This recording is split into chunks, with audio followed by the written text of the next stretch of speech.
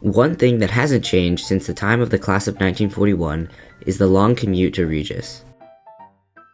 I remember meeting a man who I'm sure has passed away now because he was in his mid-90s, 8 or 9 years ago, and he was commuting from Staten Island.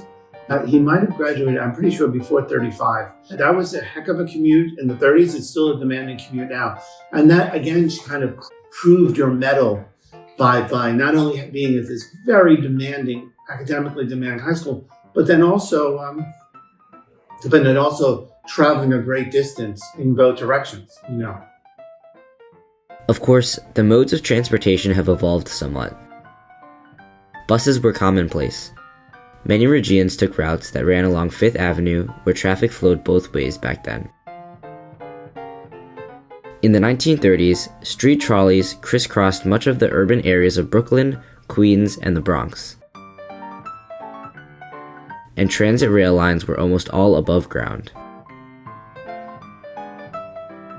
Perhaps because it no longer exists, the 3rd Avenue L train would be the most romanticized transit line amongst older Regians. The elevated railway ran from the southern tip of Manhattan into the Bronx. Fares for single transit rides throughout New York City were a nickel, or about $1 today, regardless of distance. The L was loud and rickety, but very convenient for many Regis boys. It was also slower than present-day subways, especially due to the incline, as this approach to the 84th Street station near Regis shows. Then, as it is now, commutes can occasionally be eventful. The L was so heavily used by Regians that the last compartment was known as the Regis car. The old 3rd Avenue L was torn down in Manhattan, I believe, in 1956. It was a stop that was at 99th Street, and the next stop was 84th Street, something like that. And sometimes as the train was about to pull into 84th Street, the conductor would announce that it was now going to run express. They changed its mind. The next stop would be 59th Street, which would have meant the kids would have had to get off 59th, switch, come on the uptown.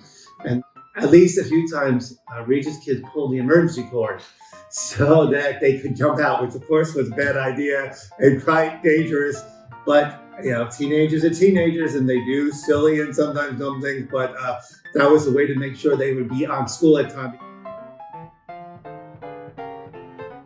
Dad and his family, of course, lived in the Bronx throughout his time growing up in New York.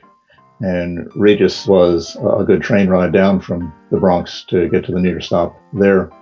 He had worked out fairly early, I gather, that most of the stops between his stop in the Bronx and the stop nearest Regis opened on one side of the train. And the first time the doors on the other side of the train opened was at his stop at Regis. And so he would sometimes catch a little extra rest on the train ride down, which again took a time, and wouldn't miss his stop because the door at his seat, or in some cases that he was leaning against, would open when it was time for his stop, and then he knew to get off.